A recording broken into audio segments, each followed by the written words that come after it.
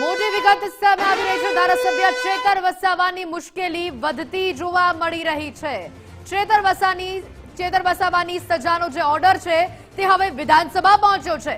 Narmada sessions કોર્ટનો order પહોંચ્યો છે વિધાનસભામાં।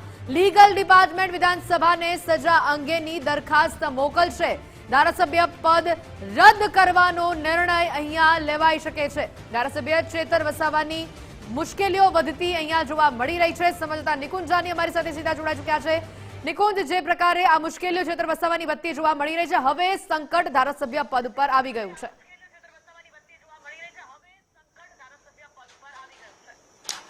જી જરૂરથી, એટલા માટે કારણ કે જે જનપ્રતિનિધિ ધારો છે તે ધારા હેઠળ 2 વર્ષ કરતા વધુ સમયની જ્યારે પણ કોઈ એમપી એમએલએ ની સજા પડતી હોય છે ત્યારે તેમનું ધારાસભ્ય પદ કે સંસદ પદ જે છે તે રદ થતું હોય છે।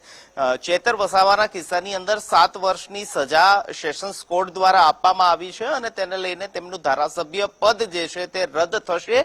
તે પ્રકારની હવે પ્રોસિજર જે છે તે શરૂ થશે।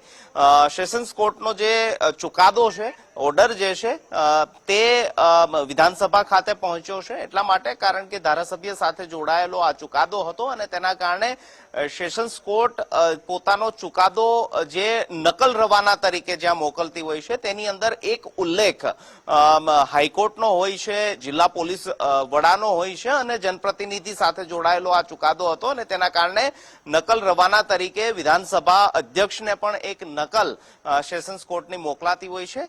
તે નકલ હવે વિધાનસભા સુધી પહોંચી ચૂકી છે। સામાન્ય રીતે પ્રોસિજર એ પ્રકારની હોય છે કે જ્યારે પણ આ પ્રકારનો ચુકાદો વિધાનસભા સુધી પહોંચતો હોય છે ત્યારે વિધાનસભા દ્વારા ચૂંટણી અધિકારી જે છે, ચૂંટણી પંચ જે છે તેને એક દરખાસ્ત મોકલાતી હોય છે કે હવે આ જનપ્રતિનિધિ ધારા હેઠળ જે ચુકાદો આવ્યો છે તેમાં તેમનું ધારાસભ્ય પદ રદ થઈ રહ્યું છે અને તેના કારણે જે તે જગ્યા જે છે તેને ખાલી સીટ ગણવામાં આવે।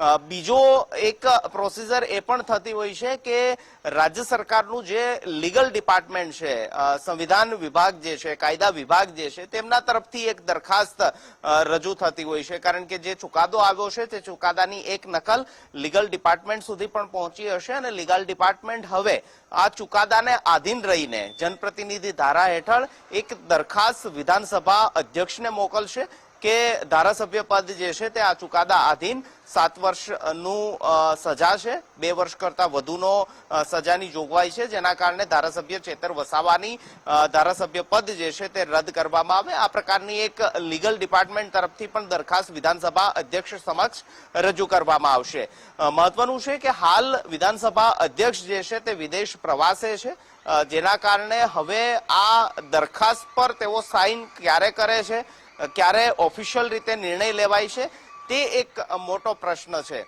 રાજકીય રીતે પણ એક બાબત જોવામાં આવી રહી છે કે આ ચુકાદાની અને તેમના ધારાસભ્ય પદ રદ થવાની સ્થાનિક લેવલે કયા પ્રકારની અસર થઈ રહી છે તેના પર પણ પાર્ટી સંગઠન જે છે તે નજર રાખી રહ્યું છે। આ તમામ બાબતો વચ્ચે જે ચુકાદાની નકલ છે તે વિધાનસભા સુધી પહોંચી ચૂકી છે અને હવે કોઈ પણ સમયે ધારાસભ્ય ચેતર વસાવાનું ધારાસભ્ય પદ રદ થાય તે અંગેની પ્રોસિજર જે છે તે વિધાનસભા તરફથી શરૂ કરવામાં આવશે। આપને યાદ હશે કે આ જ પ્રકારનું એક ધારાસભ્ય પદ રદ થયું હતું અને તે હતું તાલાલાના વર્તમાન ધારાસભ્ય ભગા બારડનું।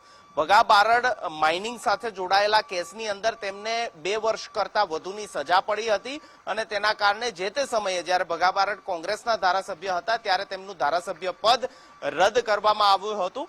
ત્યારબાદ તેઓ ઉપલી અદાલતની અંદર ગયા અને ત્યાંથી સ્ટે ઓર્ડર લઈને આવ્યા હતા જેના કારણે તેમનું ધારાસભ્ય પદ ફરીથી એકવાર ફરીથી આપવામાં આવ્યું હતું, પરંતુ આ જ પ્રકારની કંઈક પ્રોસિજર રહેતી હોય છે અને હવે લટકતી તલવાર જે છે તે ચેતર વસાવાના ધારાસભ્ય પદ પર છે અને કોઈ પણ સમયે તેમનું ધારાસભ્ય પદ રદ કરવા અંગેનો ઓફિશિયલ નિર્ણય તેની પ્રક્રિયા વિધાનસભા દ્વારા શરૂ કરવામાં આવશે।